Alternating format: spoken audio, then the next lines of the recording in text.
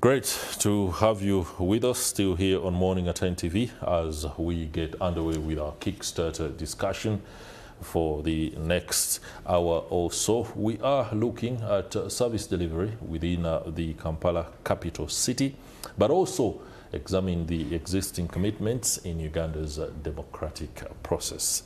The state has acted against journalists who criticize it or disagree with government policy.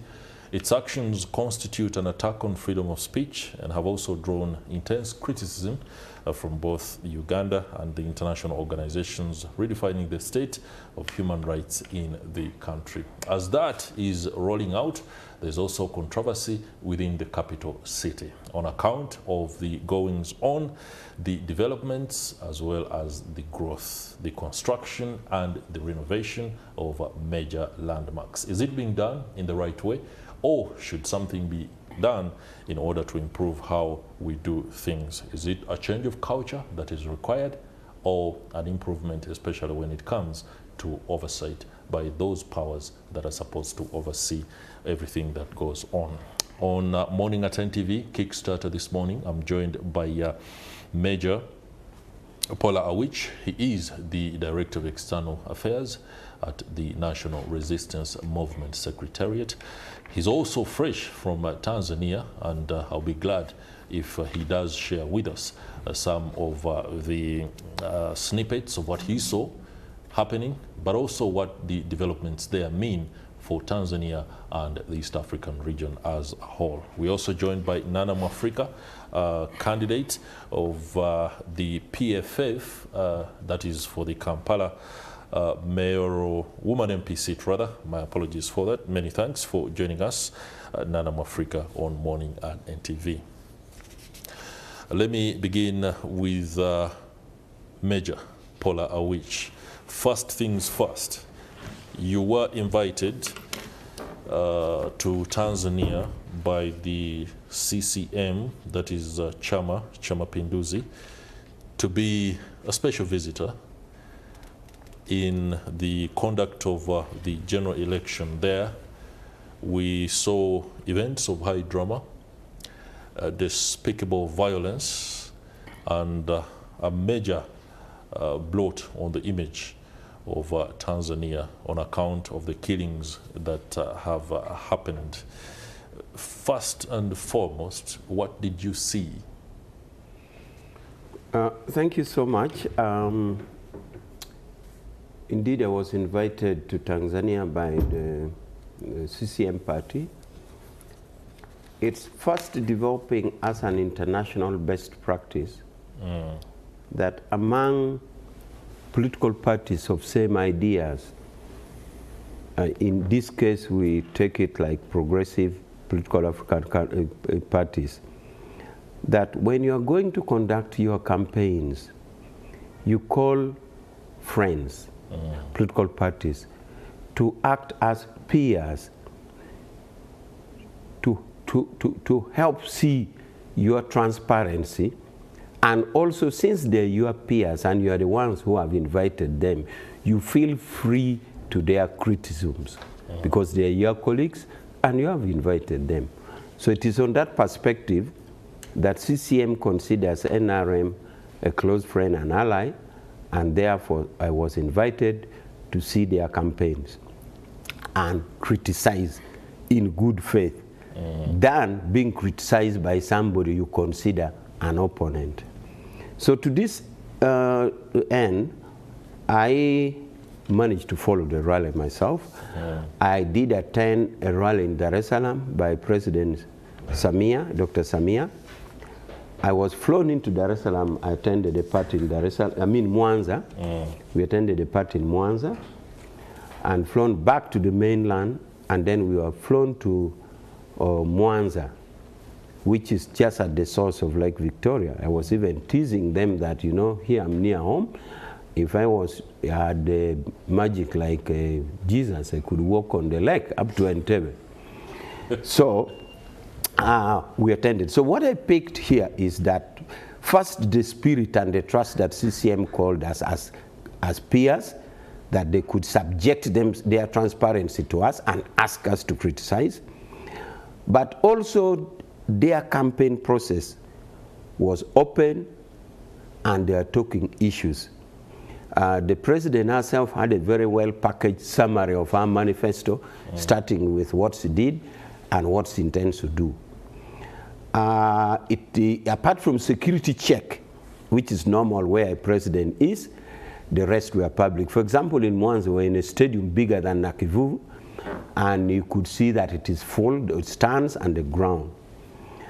And there was peace. I didn't see any violence. I later noticed that the social media was saying there are a lot of violence. But if you tell me to say whether I saw violence, I didn't. Because if I said I saw, and I'm cross-examining on what I saw, where I saw, I would be telling a lie. The cross-examining will prove me a lie, will say you didn't see. Okay? Now, I was in Dar es Salaam in a hotel on floor 26. Floor 26, if you put it in a Uganda speak, like Sheraton, if Sheraton was to have 26th floor, you could literally see Munyonyo, you can see Luzira, you can even see Wakiso. And we would have the capacity to see even a burning border. Because I could even see Uganda embassy in Dar es Salaam. But I can tell you, I didn't see any violence. Except when I was being driven back to the airport, in one Land Cruiser, no escort. That was now on the 31st. You're a modest man. Yes. On the 31st, why I'm saying this, because somebody would think because I was a state guest, I had a long convoy to avoid insecurity, which was not the case. Now, I could see some broken glasses on the busway. Tanzanians are planned in the middle of the main road, the bus main road, where the bus can move. So there are waiting rooms. So those waiting rooms is where I saw some broken glasses, which could have happened maybe a day or so before. Okay. But you can see even the constant burning that I've seen is that very one repeated again and again. I have not seen that many. So there could have been isolated violence, but by far, for me, the campaign in Tanzania was peaceful. Maybe what had happened is that the withdrawal of the main political parties left CCM the chance to persuade the people. Because the Chadema... let's be very specific. It was not a withdrawal of the main parties. It was a ban on their participation. Chadema and the ACT was Zalendo. Well, the non-participation or the non-participation of the main political parties made CCM to have a big say. Like and that could even explain the 90-something%. But on insecurity and the violence, I did not see anything. Thank you very much for that overview. I would be remiss if I do not ask the candidate for Kampala Women MP seat, Nana Mwafrika, being a lady and one that maybe have followed the women's movement. The story of Samia Suluhu Hassan is a contradiction of sorts. After her ascent to the presidency following the death of her boss, John Pombe Magufuli, there was excitement, there was also hope that she represented a new way of governance for Africa that would basically tilt how politics is conducted. It turns out it hasn't been any different from the strongman, how the now strong woman has done it. Good morning, our viewers. Like he introduced me, Nana Namata Annette Mwafrika, aspiring candidate, Kampala district for PFF flag bearer. For parliament, right? Parliament? Yes, woman. Yes. Or not mayor? Not mayor. Parliament, okay. Yes, parliament. Woman representative. So my comment on the ongoings, the aftermath of elections in Tanzania, I remember that on the swearing-in speech of our sister, my senior sister or mother, Samia Suluhu, I actually have one line that she said stuck in my head since. I haven't forgotten the excitement we had as women or the women movement. She went, mimi mama yenu sikusoma sana. To be translated as me, your mother. I'm not even that educated. But that this comes. That line, what would that line say to the teenager, to us, the fellow women? Mimi mama yenu. You project yourself as a mother of this nation. Me, your mother. I'm not even very highly educated. But it's an honor that you can trust me with this. Remembering the passion we felt as women. I remember viewing that. I was in Nairobi and I was with some women activists. We were very excited for her entrance on that stage. Sadly, the outcomes now, which as a woman that has studied what goes on with African politics, I wouldn't say she changed from being an angel to this. There was never any angel actions in the politics of Tanzania. They had only mastered the previous regimes, the Pombe himself, whom we mourned as, some people mourned as a very good leader. It was always there that opponents were thrown off bridges into rivers. These stories were there in the dark. So I think that Mama Samia's show up, you know, she has the face of a woman, a lot is expected of her, being a mother, to show the mother, nurturing of a nation. Traits. She also had the challenge to sustain that which we just never saw on the screens openly. That pressure eventually has got her to bring out what exactly has been done for that particular party to be sustained. She could only hide it for so long. So it is very sad that one would call themselves a mother of this nation, Mama Enu, Mama Samia. The Swahili language really puts it sweetly, which is the same thing when you look around the region. Our very own Tebuhabura Kaguta here addresses himself to the youth. Some of his campaign posters relate Gen Z, General for the Gen Zs. They want to stay as close to these, to the populace by you know, he's called Jaja. He addresses the youth, me, your grandfather, Bazukulu. So it is such a very worrying trend that on the top, people project themselves to be your parent, your grandparent, and in the end, things as simple as expressing yourselves on what may not be going right come out as that. Okay. Looking at our own electoral commission, its mandate, you know, conducting a fair and free poll, I think that the demands should be more results than promises. Okay, I'll be returning to our local politics for context on that a little bit later. I just needed us to have an overview of the events that are making headlines across the region so that we can understand how things are moving. But allow me to move very close to where we are right now. The plight of the traders within Kampala, capital city, but also the controversies surrounding developments as well as growth efforts within the city itself.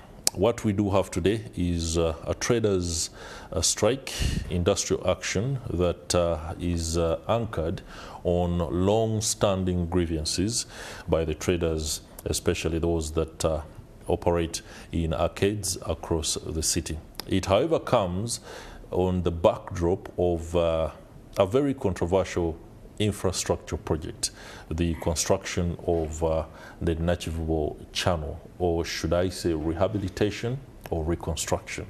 Let me begin with Madam Mwafrika on that, on account of the fact that you are a candidate for the Kampala Women's seat.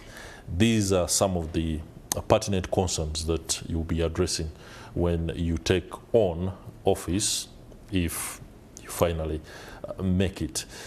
What is your take on what's happening right now? Quickly. What has happened is indeed something that should have been expected. With our continued looking away when things are done unlawfully, when reason and law are constantly ignored before our very faces. What has happened downtown Kampala is indeed very sad, as not just aspirant for women for leadership of the city on that platform of women, Kampala district, but also as a human rights defender, as one that cares what happens with our mothers, the traders, the children. I really, really stand in unwavering solidarity with my fellow traders. I'm a businesswoman myself. That's the background which I come from. I do think that this is very absurd, but what's even more concerning, there is never going to, it looks like there won't be a time when leaders take responsibility. In my own view, with such a catastrophe befalling us, coming from a hidden agenda of development, in my view, this is not development, this is environmental sabotage. These floods and impunity, because if not for the impunitous actions, the general neglect of council from NEMA, from KCC, as we saw, this wouldn't be happening. What's happening tells us that our culture of leadership, people have never thought of maybe resigning from a job when the pressure calls for that. In a normal functioning society, we would have big shots in cases at KCCA, at NEMA, leadership in the city, ministers resigning now to allow for every other case that gets taken to court to go transparently. This is very sad. I am in solidarity with the people that have lost this. We must take this with the seriousness it deserves. We don't know when next it will rain. We do not know what else will be destroyed. This time it was mostly goods and merchandise. I did pass down there, and at Kisenyi we were told 3 people lost lives, because this didn't just affect traders as we commonly see. There are also people that residents. Yes, residents of Kisenyi say 3 lives were lost. Who knows what the next downpour or rain pounding Kampala will cause? It could be a collapse of an entire building. It could be the death of hundreds of people. So for me, I'm calling for leaders to begin a culture of taking responsibility. Just shortly before this, maybe months or close to a year, we saw the Kitezi thing. We can't have leaders continuing to say, I foresaw, I told you. Everybody is pointing at the other. I told him, he told them, the president told that one. We must begin to see steps of key leaders in these institutions step aside to say, truly, we didn't take our mandate seriously. All right, thank you very much. Major, Kampala capital city is a major hub within the region, that is East Africa, and indeed Africa.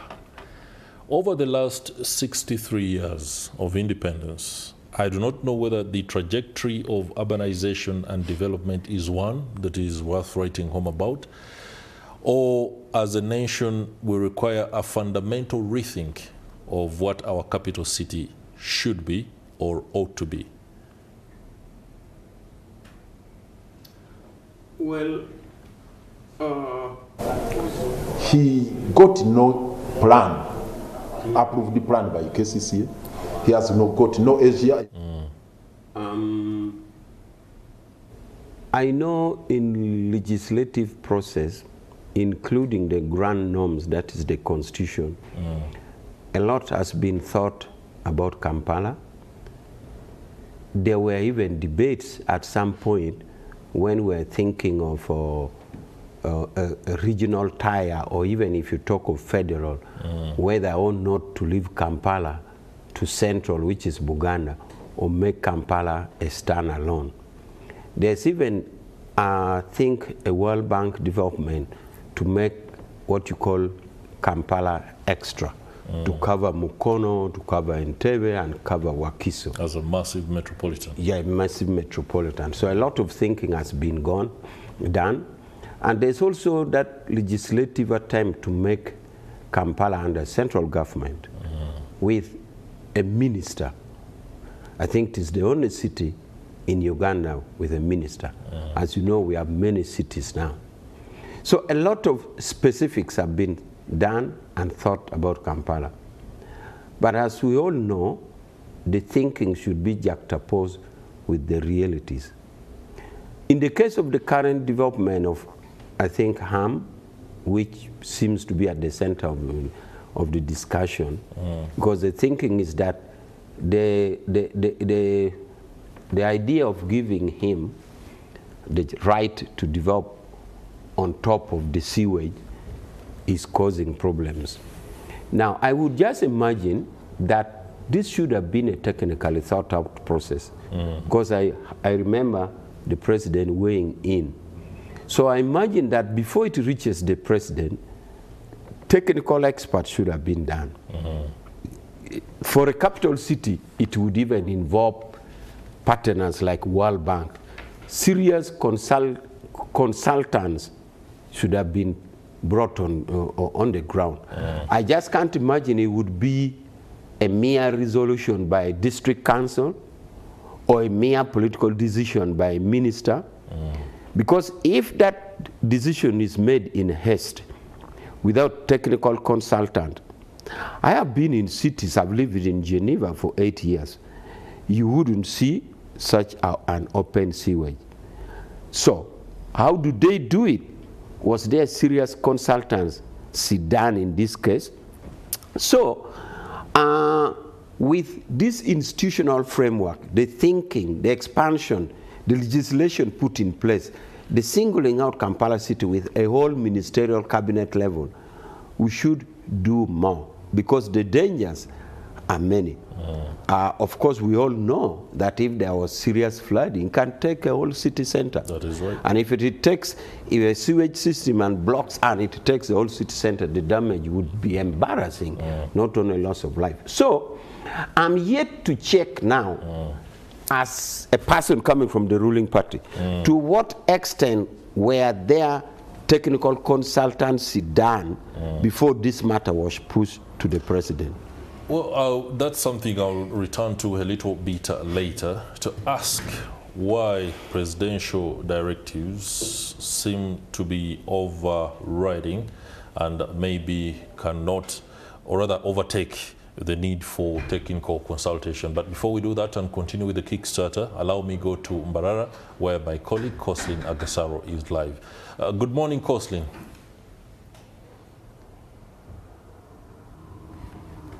Good morning, Coslin.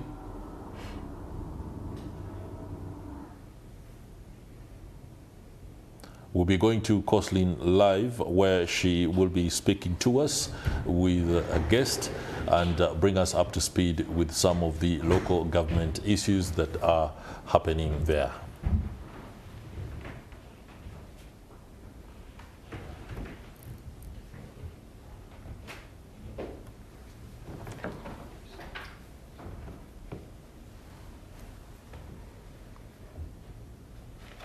We seem to be having a little bit of trouble and a glitch in reaching Coslin Agasaro, who is standing by in Mbarara. I just want to inform you that the Kickstarter discussion is looking at service delivery within Kampala, but also looking at the context that is being offered by the political season as Ugandans ready for the January 15th presidential, parliamentary, as well as local government elections. The campaigning is ongoing across the country as many of the candidates continue to canvass for votes. The issues that they are talking about are centered largely around service delivery. Welcome back. Let's continue with the Kickstarter discussion, looking at service delivery and ongoing developments, as well as growth efforts within Kampala, capital city, and also the politics that surrounds the goings-on of whatever happens here. We are joined on set by the aspiring Lord Mayor for Kampala, former Member of Parliament, Engineer Ronald Balimwezo. Many thanks for coming on board. Thank you, my brother. I want to appreciate you once again for inviting me on such a noble cause. And believe me, you had earlier talked about the same when you talk about the Kampala Drainage Master Plan. Okay.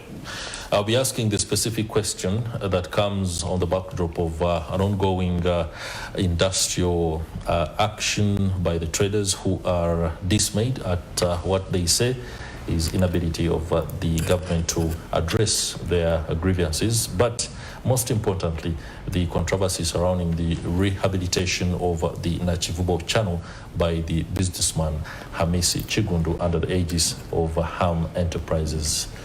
What's your overview of the state of affairs right now? I do believe that this was human-induced. In law, this land pharaoh will tell us that negligence is a case under Todd's law. I did some construction law. Negligence is a case, and I at one time took cases here in the courts of law. I wanted to take cases in courts of law when a lady fell in a drain that swept him to Lake Victoria. You remember that lady who died? Nakawa? Nakawa. The body disappeared? Yes. No, I looked for the body and I saw the body. And we threatened to take cases into courts of law, and they had to pay. They had to compensate. Therefore, it's important to note that negligence is a case. And therefore, this was negligence of the highest degree. That government should take leadership in compensating the people. The economy of our country is driven by these people. Everyone foresaw this.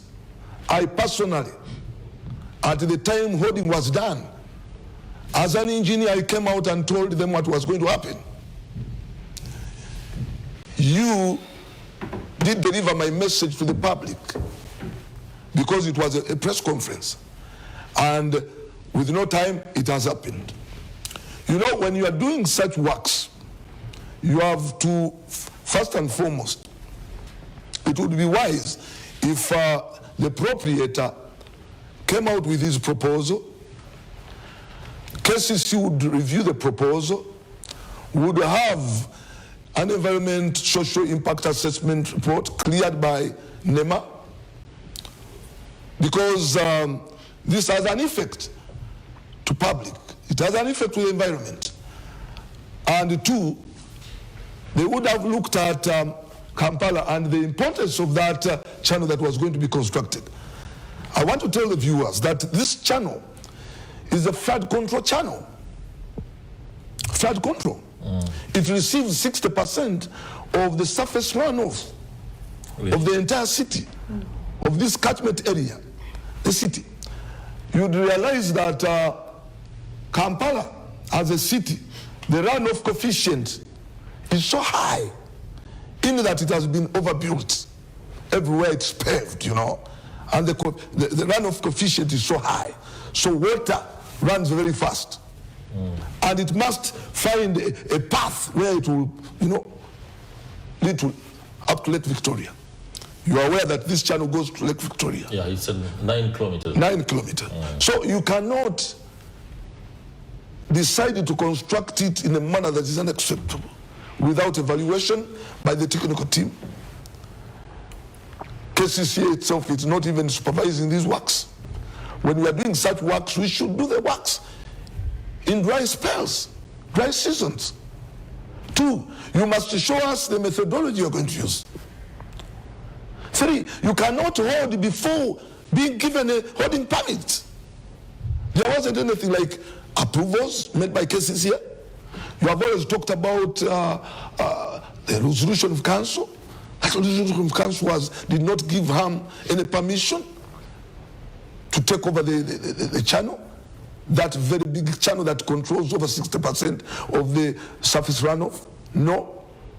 You cannot hold, because by holding, you are preventing water to access the channel.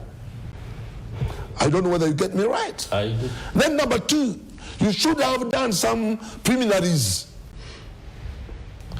You are all aware that our garbage management is still wanting. Garbage management in the city is still wanting. And one of the reasons was that, you know, we want to construct this channel because people dump garbage in the channel. Therefore, garbage has always remained a problem. Why don't you first deal with the issue of garbage? Because during construction, it may again block the waterway and eventually get backflow, which leads to floods. Today, I have accessed the site. Yesterday I was there, the other day I was there, and I saw what is happening. But we shouldn't continue crying. We should come out with ways of improving so that we don't have effects, such effects. You know? And one of the things that I saw is that the channel is being constructed without any inlet. The inlets of stormwater or surface runoff were sealed off. Do you get me right? Secondly, the hoarding was provided that no water can access this channel. And remember, this channel is taking 60% of the stormwater. So what happens is that this water comes from the hills, wanting to go to the channel, it finds the channel closed, and it falls back to the shops.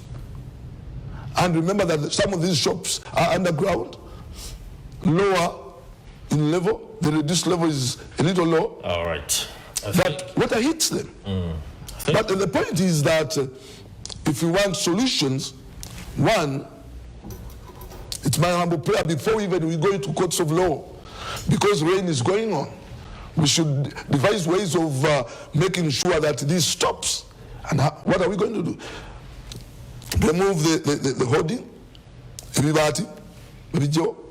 Number two, stop the construction. Number three, provide inlets. And I suggest that these inlets should be at centers of, say, 10 meters spacing, 10 meters, and they should be at least a meter wide, so that water that comes from upland find its way to the channel. All right. Then two, because the concrete, you know, there are props inside the channel. Props supporting the slab. That is right. And if these remain, believe me, we shall still have problems. Let them remove the props.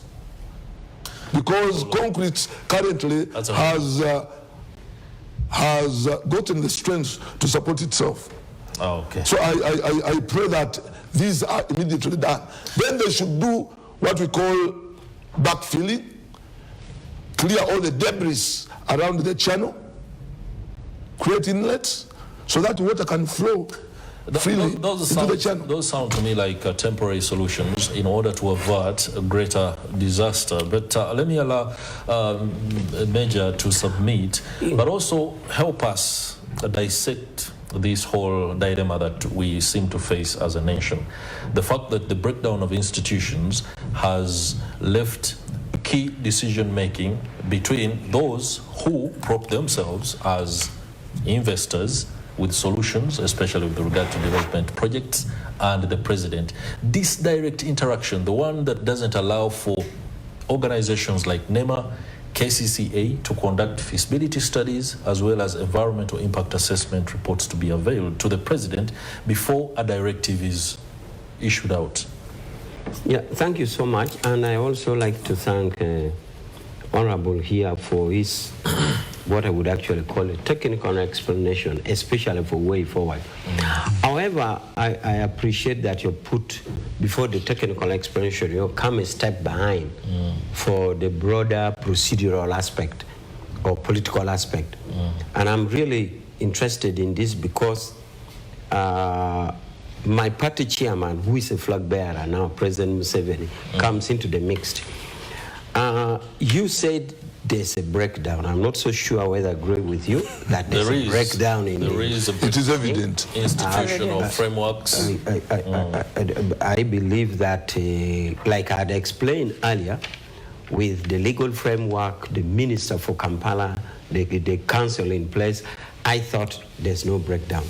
And therefore, I want to clearly state here that President Museveni was happy with this. But please let the viewers get it clear that the genesis of this was from the council. The council did resolve that they needed public-private investment. Although they didn't say Mr. Ham, but already it was a resolution of the council. And once you have a consensus, consensus may appear institutional. For example, if you have a consensus in parliament, it may appear institutional. But once something goes wrong, people may be tempted to use the principle of lifting the veil. Lifting the veil is a term used in a company law to say if somebody is acting as a company, you lift the veil, like the veil the Catholic nun put on. You see who is actually behind. So when you lift the veil, say in a decision of parliament where NRM is the majority, you'll realize that it is NRM which did it. The same thing with Kampala City Council. The majority are NUP councillors. And it was the very NUP councillors that if you lift the veil, you will see that they decided. However, they should have followed the decision. If they did it in good faith, they should have followed the decision. In the same resolution, they should have opted for a technical appraisal so that it doesn't end up at a political decision of a group of councillors, whether it is NRM councillors or FDC, in this case FDC. So what the president got was that there was a willingness from the councillors to have this development take place. And if it had been an NRM councillors, you may think they were bribed. But these were NUP councillors who decided that this development should take place. They should have followed it with a technical resolution. The resolution should have been 2 in 1. A, to have the public partnership development over this channel. B, to follow up with to be done, preceded by technical assessment. But by the time it reaches, by the time it reached the president, President Museveni thought that the councillors had acted in good faith. And that should be a credit to NRM, that the resolution taken by a NUP councillors, government blesses it. Let me ask you this question. Do you know that offer of tenders is a procedural issue by organizations?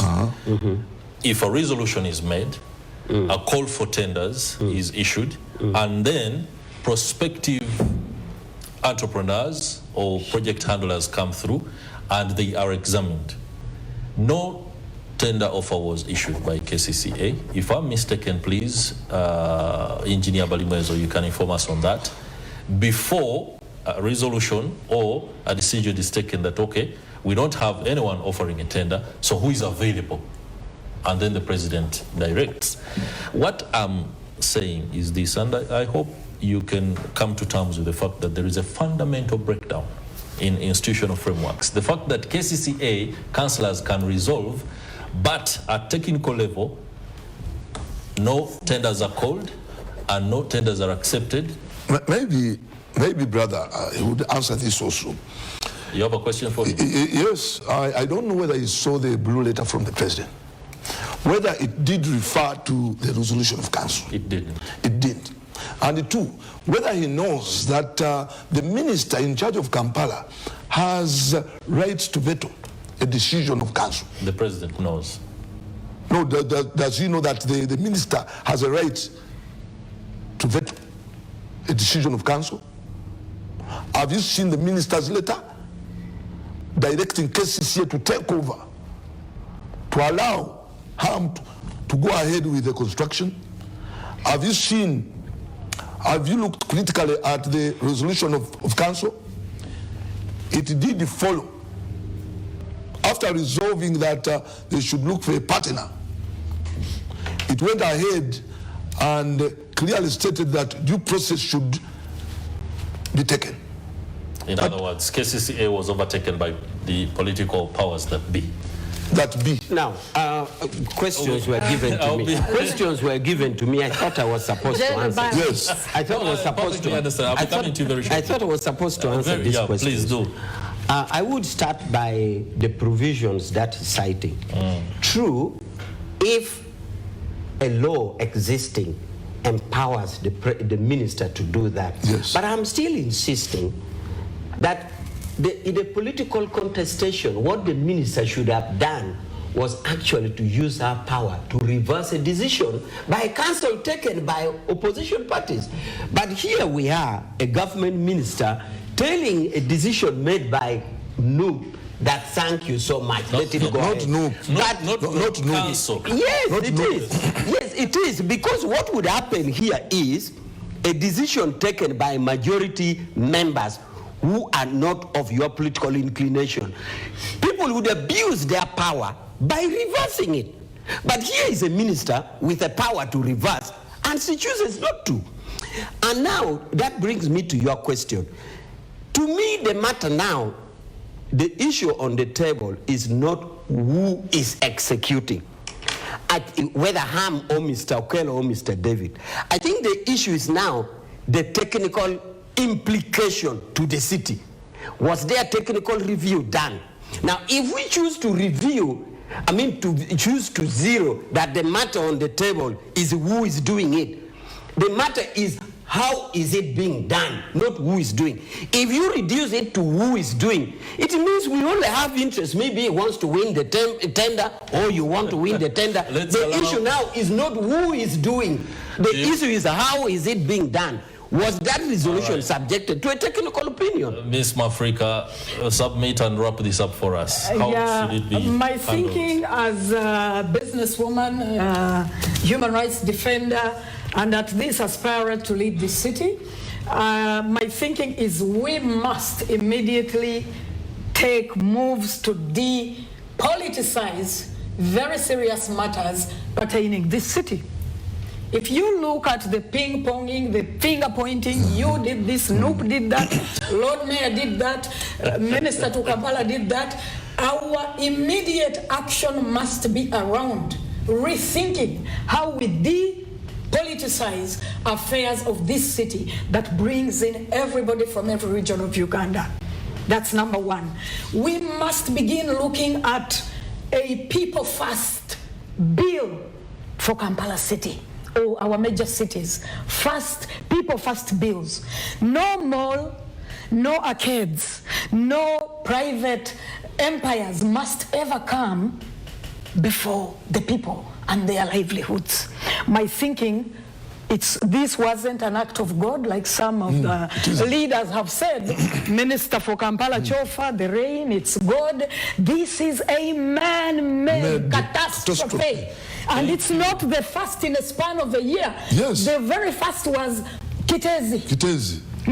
So we cannot continue to have leaders pointing at each other. What we need now is criminal charges initiated against all Post-mortem leaders is becoming post-mortem. Every moment post-mortem. We are not going to allow post-mortem. Thank you very much. For a fellow mother whose school fees, whose child's school fees floated away in a matter of hours, what we need to see is leaders taking responsibility. Including electing good councillors. But he has an accusation. He has an accusation. He has made an accusation on my party. He has made an accusation on my party, and I need to defend my party. The councillors. At this point, council took a decision. Council took a decision. And the head of this council is the Lord Mayor. Okay, you are all aware that he's the political head of council. It took a decision where he was. That is well understood. And it is now council, not. All right. His one-man protest. His one-man protest was very loud for the country to see. Africa, many thanks for coming through and of course offering your perspectives on this. I'm Chris Higenyi. See you guys tomorrow.